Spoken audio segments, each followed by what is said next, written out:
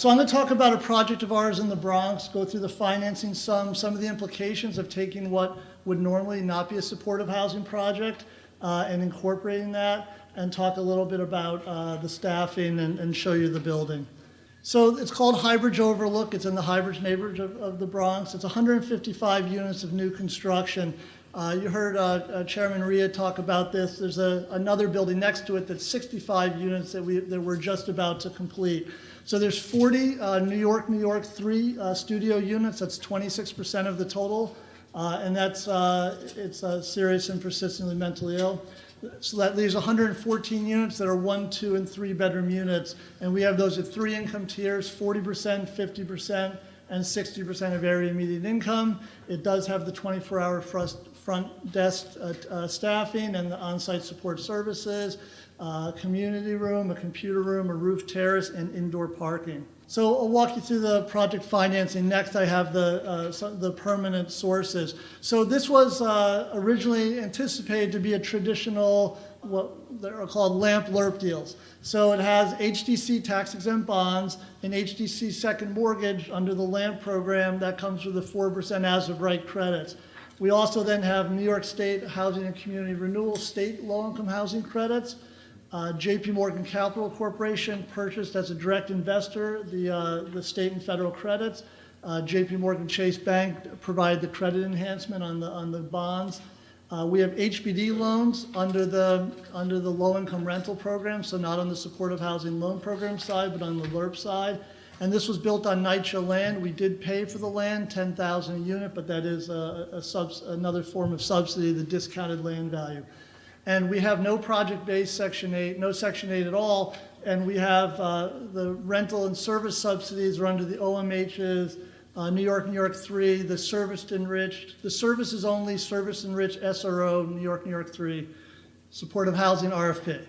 Okay, so in terms of the numbers, the first mortgage is about $4.6 million, a 5.35% interest rate, all in, including mortgage insurance and servicing. That's a 30-year fix.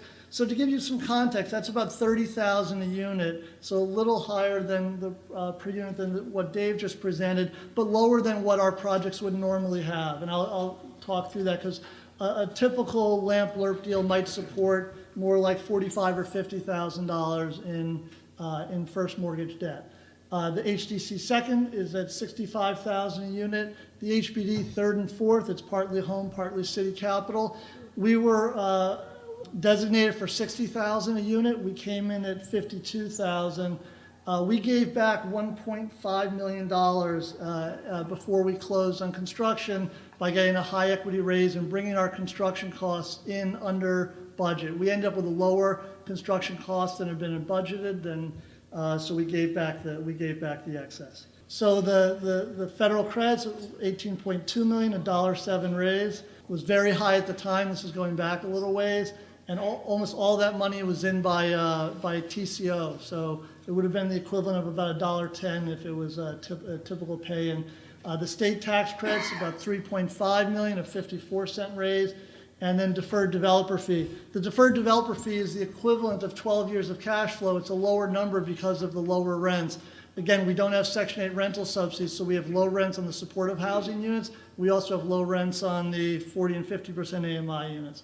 So those were some of the implications. So again, when we were designated for this site with NYCHA, it didn't have a supportive housing component. We had not proposed that. We came back, though, for a couple reasons and proposed to add a New York component. And these were really the implications. So without Section 8, our rents on the New York units were $550, including the tenant share, which is well lower than a tax credit unit. So that lowered the amount of first mortgage debt we could support by about $1.2 million. It also lowered the cash flow by about $200,000.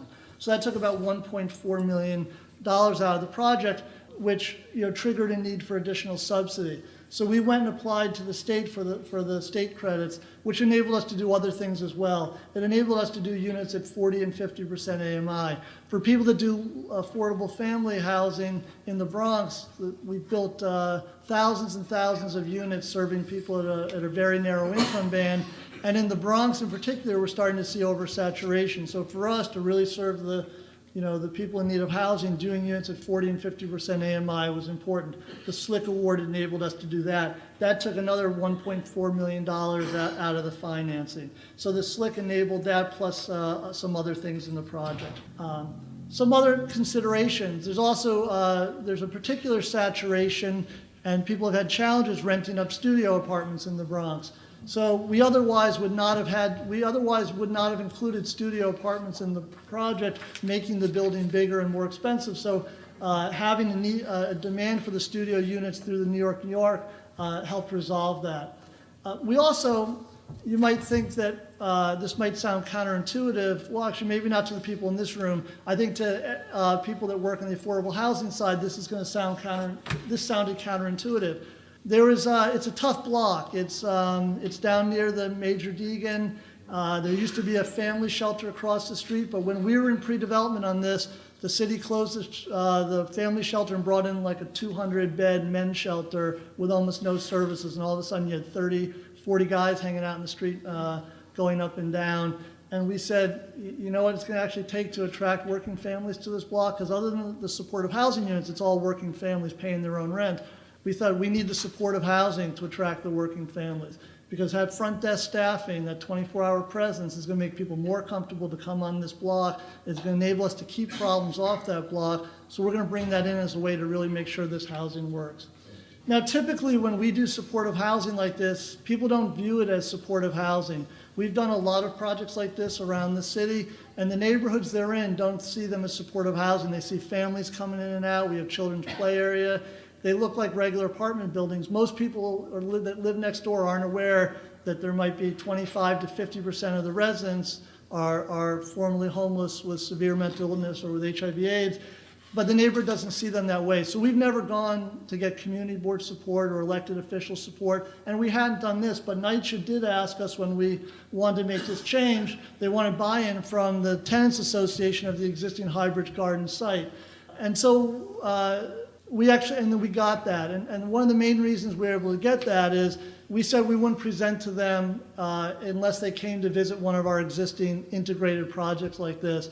And on 2 separate visits, they brought residents, the leaders of the Tenants Association, by van to one of our previous projects with community access, and they were totally sold. And as is typical, no one focused on the special needs. All they wanted to know was there going to be the 24-hour front desk? Was the building going to be that nice? How do you get an application?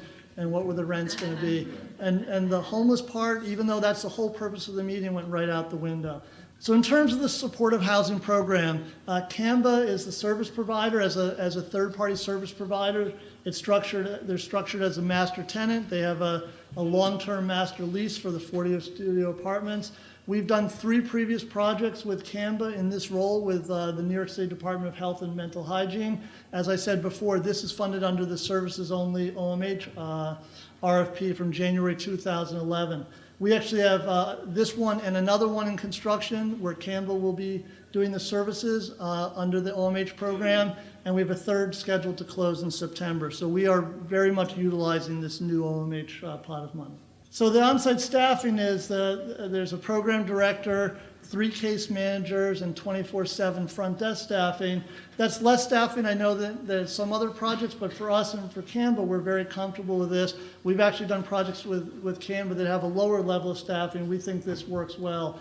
The only way to have a higher level of staffing is to either lower the rents more in order to have more of that. There's a fixed amount of money from OMH for services and rents, either lowering the rents, which would mean a smaller first mortgage and the need for more capital subsidy, or switching more of the units, which would also, to be supportive housing, would also drive the need for more subsidy. So we found we really had the right balance. We operate to make a building like this work. Again, we're supporting more debt than the project Dave just presented. Even though we don't have Section 8, we're operating a much leaner operating budget. So we're always in the non-supportive housing capital funding sources, we're always trying to balance a need for lower levels of subsidy with getting enough services in there to work. But we think we found the right balance here. And I'll show you a few photos. So this was also an extremely challenging site. This is at 167th Street and Sedgwick, which is along the Major Deegan. There's about a 45-foot grade change from the bottom of the site to the top. The back of the building starts on the 3rd floor, and it's all rock underground, all at varying levels. So it was a very challenging site.